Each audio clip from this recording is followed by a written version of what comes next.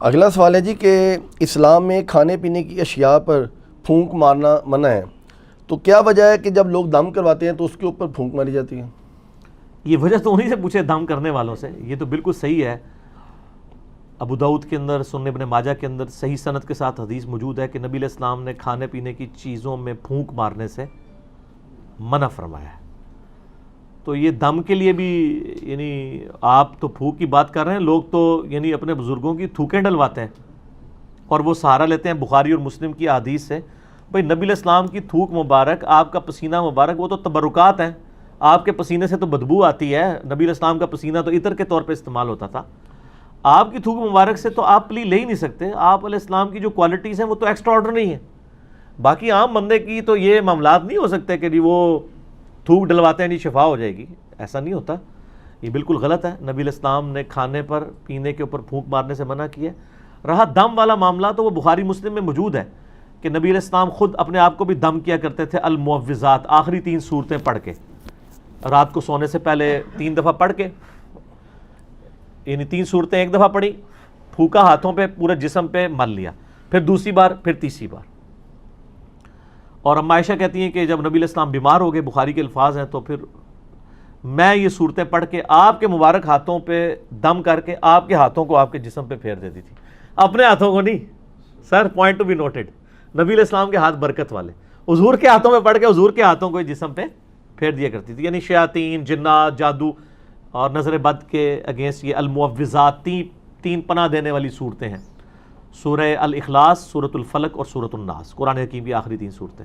یہ والا دم تو ٹھیک ہے، لیکن پانی کے اوپر دم کرنا اور پانی کے اوپر یعنی پھونک مارنا یہ جراثیم والا معاملہ ہے. ایون جامعہ ترمذی کے اندر یہ بھی حدیث موجود ہے کہ نبی صلی اللہ علیہ وآلہ وسلم نے فرمایا کہ اگر کوئی شخص پانی پیے نا تو وہ پانی کے اندر سانس نہ لے. سانس لینے، کیونکہ سانس لینے سے بھی تو پھونک چلی جائے گی نا. یعنی گلاس کو اپنے منہ سے ہٹا کے سانس لے. اور اسی حدیث کے اندر الفاظ ہیں، ایک صحابی کہتے ہیں کہ اگر پانی پیتے ہوئے اس میں کوئی تنکا آ جائے پھر میں کیا کراں؟ وہی سوال ہے نا. اور کیا عورتیں کیا بچوں کے لیے دودھ ابال کے دیتی ہیں نا، وہ ملائی ہٹانے کے لیے پھونک مار دیتی ہیں. وہ صحابی نے بھی پوچھ لیا اسی حدیث کے اندر ابو داؤد ترمذی میں کہ یا رسول اللہ اگر تنکا آ جائے تو آپ فرمایا تنکا نکال کے باہر کر، پھونک کیوں مارنی ہے؟ تو یہاں پہ بھی میں یعنی کب کسی کو دیکھتا ہوں نا، میں رات کو وہ بھائی مجھے کہتی ہے نماز کے بعد نا وہ کشمیری چائے تو لے آنا میرے لیے. تو میں لینے گیا تو وہ جو لفافے اٹھا رہا ہے نا، پہلے اس میں پھونک مارتا ہے اس کو کھولنے کے لیے، اس میں چائے ڈالتا ہے.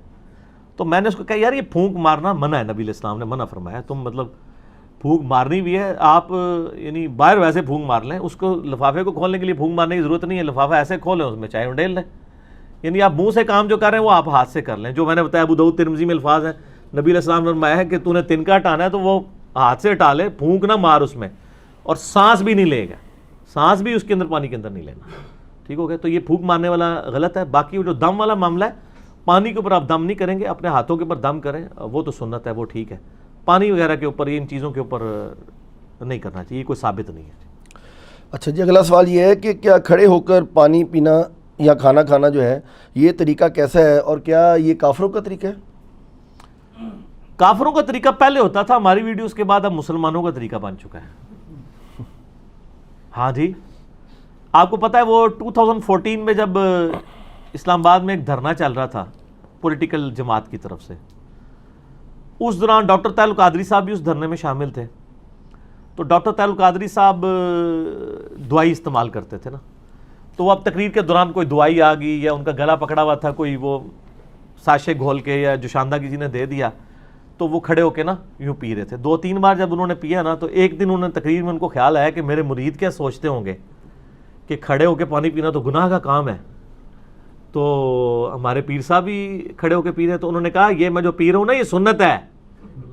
ہاں سر، میرے تو یہ تو گل آئے گی تو پھر میں سنت دساں گا، ورنہ پوری دنیا کو کہانی مسلمانوں نے یہی کرائی ہوئی ہے کہ کھڑے ہو کے پانی پینا گناہ ہے، کھانا کھانا گناہ ہے، کافروں کا طریقہ ہے. ایون اس کو چھوڑ دیں، کرسی میز پہ بیٹھنے کے بارے میں احمد بریلوی صاحب کا فتویٰ ہے کہ یہ انگریزوں کی مشابہت ہے. کرسی میز پہ بیٹھنا، چمچوں سے کھانا، پتہ نہیں یہ مطلب کیا کہاں رہے ہیں یہ لوگ. اچھا، تو وہ انہوں نے پھر کہا کہ نہیں یہ تو سنت ہے، اور انہوں نے کہا جی مولا علی بھی کھڑے ہو کے پانی پیا کرتے تھے.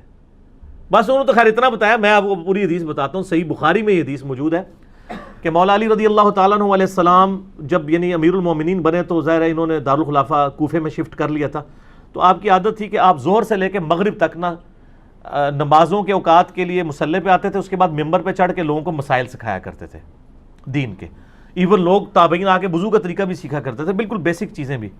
تو مولا علی علیہ السلام نے ایک دن یعنی وہ اپنے مسائل ظہر کے بعد بیان کر رہے تھے، اس دوران وضو کر کے بتایا لوگوں کو، وضو کا طریقہ سکھایا. اور اس کے بعد جب وضو کا جو پانی بچ گیا تھا نا، اس کو کھڑے ہو کر پیا اور فرمایا یہ میں نے کھڑے ہو کے پانی اس لیے پیا ہے کیونکہ میں نے کوفے میں لوگوں کو دیکھا ہے کہ وہ کھڑے ہو کے پانی پینے کو معیوب سمجھتے ہیں، جبکہ میں نے نبی صلی اللہ علیہ وآلہ وسلم کو خود کھڑے ہو کے پانی پیتے ہوئے دیکھا ہے. اچھا وہ سر زمزم نہیں تھا، اس میں بھی مولویوں نے نا پخ چھوڑ دی. انہوں نے کہا جی وضو کا بچا ہوا کھڑے ہو کے پی سکتے ہیں، عام حالت میں نہیں پی سکتے. یہ گورے کو جب بتائیں گے نا تو وہ تو آپ کے اوپر ہنسے گا، آپ کا مرید تو چپ کر جائے گا، وہ پوچھے گا یہ کون سا طریقہ ہے بھائی، پانی تو پانی ہے. چلے زمزم کو آپ نے لادا کر لیا. بخاری مسلم میں یہ حدیث موجود ہے کہ نبی علیہ السلام نے زمزم کو کھڑے ہو کے پیا. ہمارے نزدیک تو وہ دلیل بھی کھڑے ہو کے لیے کافی تھی. زمزم بیٹھ کے بھی پی سکتے ہیں، زمزم کھڑے ہو کے بھی، دونوں سنت طریقے ہیں. مولا علی نے اس میں فرمایا کہ تم معیوب سمجھتے ہو کھڑے ہو کے پانی پینے کو، کیٹاگوریکل مینشن کیا. آپ نے یہ نہیں کہا کہ وضو کا بچا ہوا پینے کو، آپ نے کیٹاگوریکل بتایا کہ نبی علیہ السلام نے کھڑے ہو کے پانی پیا ہے. اور اس کی سپورٹ میں ایک اور حدیث ہے ترمذی اور ابو داؤد میں، بڑی رکت انگیز حدیث ہے جی. ایک صحابی کہتے ہیں نبی علیہ السلام میرے گھر تشریف لائے تو میرے گھر میں ایک کونے میں مشکیزہ لٹکا ہوا تھا. پرانے زمانے میں مشکیزوں میں نا پانی سٹور کرتے تھے، اس کے آگے انہوں نے 2-3 اس کے منہ بھی بنائے ہوتے تھے. اچھا تو کہتے ہیں نبی علیہ السلام نے نا وہ منہ پکڑ کے نا ایک تو اس میں سے پانی یوں کر کے پیا. کہتے ہیں میں حضور کو دیکھ رہا تھا. اس صحابی کا نام ہے کبشہ رضی اللہ تعالیٰ عنہ علیہ السلام. کہتے ہیں میں نے نظر رکھی ہوئی تھی، جیسے حضور فارغ ہوئے نا وہ میں نے منہ کا حصہ کاٹ کے نا اپنے پاس تبرکن رکھ لیا. مشکیزے کا منہ کاٹ کے انہوں نے تبرکن رکھ لیا کہ نبی علیہ السلام نے اس سے پانی پیا تھا. یہ ترمذی اور ابو داؤد کے اندر حدیث موجود ہے. اس میں بھی الفاظ ہے کہ نبی علیہ السلام نے کھڑے ہو کر مشکیزے سے پانی پیا. اس میں تو زمزم ہے ہی نہیں ہے، تو نبی علیہ السلام خود کھڑے ہو کے پی لیتے تھے. پھر جامعہ ترمذی اور ابو داؤد کے اندر حدیث موجود ہے کہ نبی علیہ السلام کے زمانے میں عبداللہ بن عمر کہتے ہیں ہم کھڑے ہو کے کھانا بھی کھاتے تھے اور پانی بھی پیتے تھے آپ کے سامنے. اور یہ وہ تابعین کو بتا رہے ہیں، کیونکہ جب کوئی بتاتا ہے کہ اس زمانے میں تو اس کا مطلب ہے کوئی ناسخ و منسوخ والا چکر ہی نہیں ہے. اور ایک اور حدیث ترمذی کے اندر موجود ہے کہ نبی صلی اللہ علیہ وآلہ وسلم کے زمانے میں یعنی آپ علیہ السلام کے بارے میں خود آیا کہ آپ علیہ السلام کھڑے ہو کے پانی پی لیا کرتے تھے، اس سے منع بھی نہیں فرمایا کرتے تھے. البتہ مسلم شریف کی ایک حدیث ہے کہ آپ علیہ السلام نے کھڑے ہو کے پانی پینے سے منع فرمایا. اور ایک اور حدیث ہے مسلم شریف کی کہ جو شخص کھڑے ہو کر پانی پیے تو وہ کیا کرتے ہیں، اس حدیث سے لوگ پلی لیتے ہیں. تو وہ حدیث منسوخ ہے. اسی لیے مشکات میں آپ یہ دیکھیں گے نا حدیثیں ساری کٹھی ہیں، اس کے بعد وہ منسوخی والی حدیث ہے. یہ حدیث منسوخ ہے، آج کی ڈیٹ میں یہ منسوخ ہو چکا ہے. یعنی نبی علیہ السلام کا جو منع فرمانا تھا وہ منسوخ ہے. آپ نے خود کر کے بتایا، صحابہ کرام نے، عام صحابہ نہیں، امیر المومنین سیدنا علی نے، حضرت ابو بکر عمر عثمان تک بھی اگر کوئی حدیث چھپی ہوئی تھی تو حضرت علی کو تو پتہ ہی ہوگی نا، وہ تو ساروں کے ساتھ رہے. مولا علی نے اگر صحیح بخاری میں آتا ہے کھڑے ہو کے پانی پیا ہے تو پھر بات تو کلیئر ہوگی کہ کھڑے ہو کے پانی پینا اور کھانا کھانا یہ سنت ہے، یہ خلاف سنت نہیں، کافروں کا طریقہ نہیں ہے. اذان شروع ہوگی ہے مغرب کی، اذان کا جواب دیں انشاءاللہ. باقی کوسچن آنسر سیشن کا سلسلہ اذان مغرب کے وقفے کے بعد انشاءاللہ.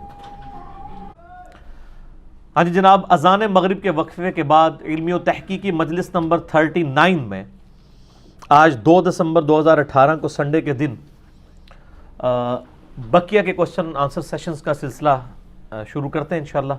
اگلے سوالات جی اگلا سوال یہ ہے کہ پانی کو 3 سانس میں پینے کا طریقہ جو ہے وہ بیان کر دیں، کیونکہ آج کل ایک ویڈیو آئی ہوئی ہے کسی صاحب کی، تو وہ ایک گھونٹ جو ہے وہ غالباً 1-1.5 منٹ کے اندر پی رہے ہیں اور سانس بہت ان کو جو ہے نا وہ پھولتا ہے. تو وہ کہہ رہے ہیں کہ یہ اصل طریقہ ہے اندر جو ہے نا وہ، وغیرہ دنیا کا ہر بندہ جو پانی پی رہا ہے سنت طریقے کے مطابق بھی، تو اصل میں تو وہ پانی کا جو آپ کا اس کے دوران سانس آتا ہے تو وہ اندر جا رہا ہے.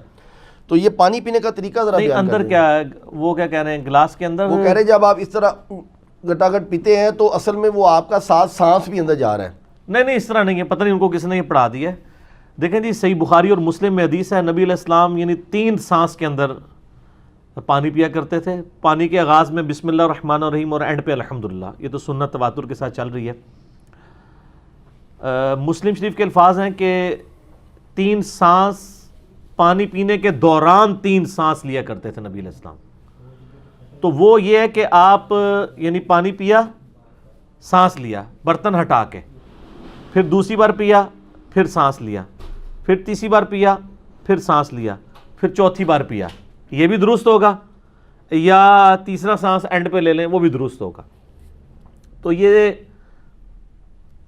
سانس والا جو ایشو ہے وہ یعنی برتن کے اندر، اس سے تو نبی علیہ السلام نے منع فرمایا. میں نے جو پہلے حدیثیں بیان کی ہیں، ابو داؤد کے اندر اور ابن ماجہ کے اندر حدیث موجود ہے کہ نبی صلی اللہ علیہ وآلہ وسلم نے برتن میں سانس لینے سے، پانی میں یعنی پھونک مارنے سے منع فرمایا.